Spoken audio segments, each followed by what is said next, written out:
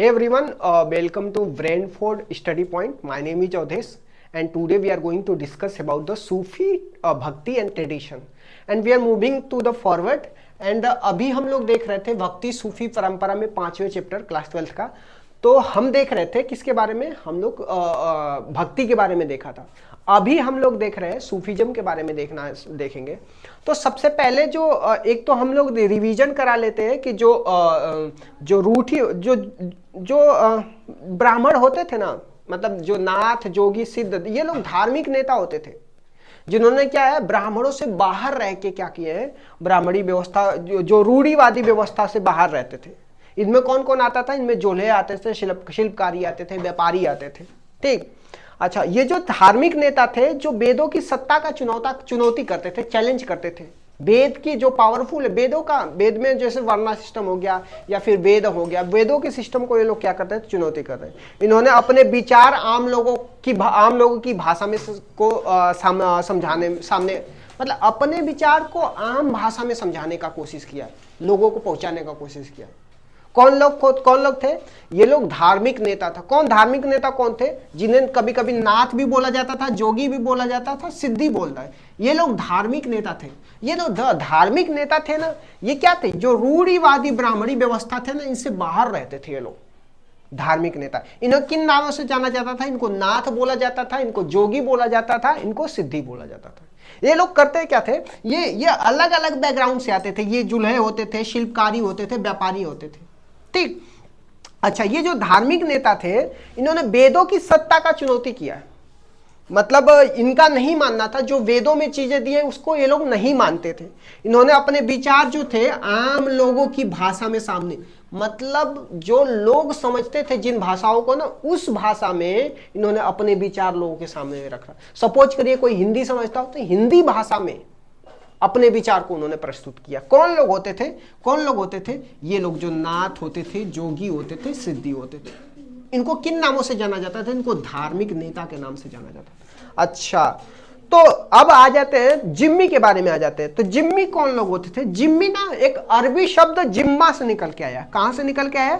अरबी शब्द जिम्मा से निकल के आया, जिसका मतलब क्या होता था? जो धर्म ग्रंथ को मानने वाले होते थे उनको बोला जाता था। ठीक, जैसे जो इस्लामी शासक के क्षेत्र में रहने वाले जो यहूदी होते थे ना, यहूदी हो गया, ईसाई हो गया, इन लोगों को बोला जाता था। ठीक, अच्छा, अब जजिया कर क्या होता था? जजिया एक ऐसा टैक्स होता था जो नॉन मुस्लिम या गैर मुस्लिम को देना पड़ता था।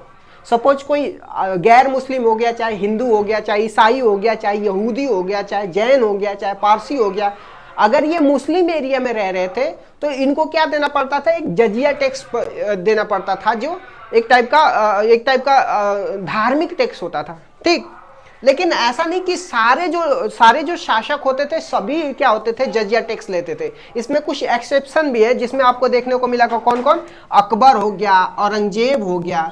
ये लोग लचीली नीति को अपनाते थे।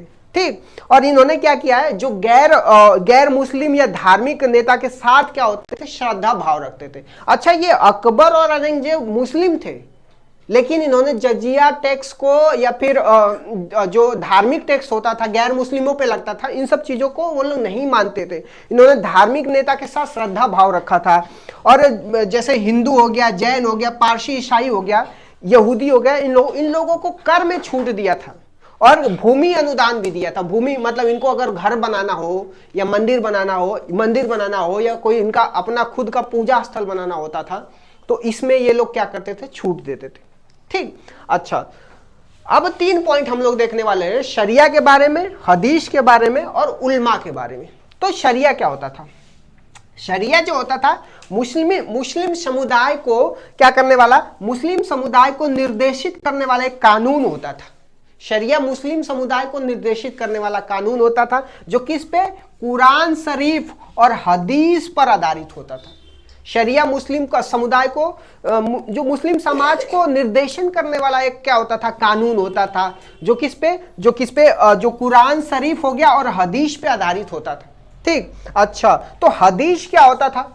हदीस जो होता था पैगंबर मोहम्मद से जो भी जुड़ी हुई परंपराएं हो जाएगी, चाहे उनके जिसके अंतर्गत क्या होते हैं, उनके स्मृत और क्या शब्द और क्रियाकलाप आते हैं, उनको क्या बोला जाता है, हदीस बोला जाता है। ठीक, अब आ जाते हैं उल्मा के बारे में। तो उल्मा कौन लोग होते थे? उल्मा ये धार्मिक धर्म के ज्ञाता होते थे। कौन से धर्म के ज्ञाता होते थे? इस्लाम धर्म के ज्ञाता होते थे, जिनको संरक्षण होने के नाते क्या होता था, ये वे धार्मिक कानून अध्यापन संबंधी जिम्मेदारियों को निभाते थे। तब now we get it about the sharia. शरिया के बारे में हमें पता चल गया। और हमें क्या पता चल गया? हमें पता चल गया हदीस के बारे में, हमें पता चल गया उल्मा के बारे में। तो शरिया के बारे में once more again I will revise it कि शरिया एक क्या होता था, मुसलमान समुदाय को निर्देशित करने वाला कानून होता था, और जो किस पे, कुरान शरीफ और हदीस पे आधारित होता था। तो हदीस क्या होता था, पैगंबर मोहम्मद से जुड़ी हुई परंपराएं, जिसके अंतर्गत क्या होता था, उनके स्मृत शब्द और क्या होता था, क्रियाकलाप आते थे, उनको क्या बोला जाता था, हदीस बोला जाता था। ठीक, उल्मा वो लोग होते थे जो क्या होते थे, जो धर्म के ज्ञाता होते थे। धर्म के ज्ञाता होते थे, वो धार्मिक कानून का अध्यापन संबंधित क्या होते थे, जिम्मेदारी निभाते थे। जो धर्म के कानून से कानून का जो अध्यापन होता ना, मतलब पढ़ाना, कानून को पढ़ाना, उनसे संबंधित जिम्मेदारी कौन निभाते थे? लोग उल्मा निभाते थे। आई बात समझ में इतना? अच्छा, तो नेक्स्ट जो हम लोग पढ़ने वाले हैं किसके बारे? इस्लाम के बारे में। ठीक, तो इस्लाम को जो इस्लाम धर्म का उदय माना जाता है कि पैगंबर मोहम्मद ने स्टार्ट किया था 7वीं सेंचुरी में। तो जो भी इस्लाम धर्म को कबूल करने वाले लोग होते थे, उन्हें क्या करना पड़ता था, कुछ मौलिक सिद्धांत काम करना पड़ता था। कुछ उनके मुख्य सिद्धांत होते थे, जो मुख्यतः 5 थे। क्या थे? तो मतलब अल्लाह का क्या करना, मानना कि अल्लाह ही एक क्या है, ईश्वर है, और क्या, पैगंबर मोहम्मद उनके फॉलोवर है, उनके क्या, उनके दूत है। पैगंबर मोहम्मद क्या है, उनके दूत है। किसके दूत है पैगंबर मोहम्मद? मैसेंजर बोला जाता है। अल्लाह का मैसेंजर कौन है? पैगंबर मोहम्मद है, और वही क्या है, एक ईश्वर है। ठीक, दूसरी बात क्या है, दिन में 5 बार नमाज पढ़ना। कितनी बार? 5 बार नमाज पढ़ना। और इसके बाद क्या करना, खैरात बांटना। और चौथी बात क्या हो गया, रमजान के महीने में क्या रखना, रोजा रखना। और हज के लिए जाना मक्का, हज के लिए कहां पे जाना, मक्का जाना। तो ये 5 बातें हो गई। मतलब now we get it about the, if someone कोई भी व्यक्ति अगर क्या करता है, मुस्लिम को कबूल करता है, मुस्लिम को फॉलो करता है, तो उसको 5 चीजें करनी पड़ेगी। पहली काम क्या करना है, पहली बात तो ये कि अल्लाह ही एक ईश्वर है, और जो उनका दूत है पैगंबर मोहम्मद, उनके क्या है, दूत है। दूसरी बात क्या हो गई कि 5 बार नमाज पढ़ना हो गया। तीसरी बात क्या होगी, खैरात बांटना हो गया। चौथी बात क्या होगी, रमजान के महीने में क्या रखना है, रोजा रखना है। 5वीं बात क्या होगी कि हज के लिए मक्का जाना होगा। ये 5 बात होगी अगर कोई इस्लाम धर्म को फॉलो करता है तो। अच्छा, इस्लाम धर्म के मानने वाले शासक केवल शासक ही नहीं, अलग अलग लोग होते थे। मतलब उसमें योद्धा भी होते थे, सामाजिक भी होते थे, सामाजिक समुदाय के लोग भी होते थे। ठीक, अच्छा, तो 16वीं शताब्दी के आते आते क्या हुआ था, अजमेर में, मतलब कुछ अजमेर जो ख्वाजा मुइनुद्दीन की चिश्ती की दरगाह बहुत ज्यादा लोकप्रिय हो गई थी। मतलब माना जाता था कि अलग अलग जगहों पे कुछ इंपॉर्टेंट चिश्तियों की दरगाह होती थी, जिसमें 16वीं शताब्दी में आते आते क्या हो गई थी, जो ख्वाजा मुइनुद्दीन की चिश्ती है ना, वो सबसे लोकप्रिय हो गई थी। ठीक, इसके इन्होंने ही क्या किया था, इन्होंने चिश्ती समुदाय का, जिसे सिलसिला भी कहा जाता था। सिलसिला क्या होता था, सिलसिला जो पीर और मुरीद से जुड़े हुए चीजें होते थे, इसमें सिलसिला जो होता था, एक पीर और मुरीद से जुड़ी हुई कड़ी को बोलते थे, सिलसिला बोलते थे। ठीक, जिसमें क्या होता था, जिसमें खानका सबसे महत्वपूर्ण होता था, जिसमें पीर रहते थे ना, उसको खानका बोला जाता था। ठीक, अच्छा, तो जो हम बता रहे थे, हम किसके बारे में, ख्वाजा मुइनुद्दीन की दरगाह के बारे में बता रहे थे। तो 16वीं सेंचुरी में बहुत ज्यादा क्या हो गई थी, बहुत ज्यादा लोकप्रिय हो गई थी। इन्होंने भारत में चिश्ती समुदाय का क्या किया था, चिश्ती समुदाय का शुरुआत की थी। किसने शुरुआत की थी, ख्वाजा मुइनुद्दीन चिश्ती ने की थी। इस्लाम धर्म के मानने वाले लोग क्या होते थे, अलग अलग धर्मों से आते थे, चाहे वो क्या होते थे, शिल्पकारी होते थे, व्यापारी होते थे, किसान होते थे। ठीक, अच्छा नाउ वी अब हम लोग देख लेते हैं किसके बारे में, हम लोग देख लेते हैं बाशरिया और बेशरिया के बारे में देख लेते हैं।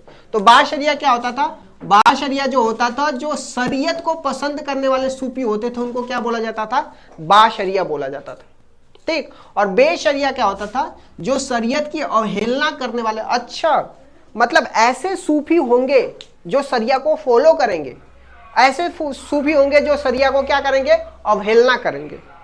तो जो बाशरिया होते थे सूफी को पसंद करने वाले होते थे, और बेशरिया क्या होते थे, जो सूफी को अवहेलना करने वाले होते। इसमें ये लोग आएंगे, मलंग आएगा, हैदरी आएगा, कलंदर आएगा, मदारी आ जाएगा। ये लोग क्या होते थे, ये लोग ब्रह्मचर्य का जीवन जीते थे और गरीब मतलब कि गरीबों की तरह रहते थे, ठीक। तो ये हो गया। अब देखिए कुछ 5 इंपॉर्टेंट क्या आएंगे, चिश्ती सिलसिला है, and we are going to discuss this one also. पहला इंपॉर्टेंट क्या है, सबसे ज्यादा इंपॉर्टेंट माना जाता है किसका, तो मतलब शेख मुहिद्दीन चिश्ती का दरगाह। तो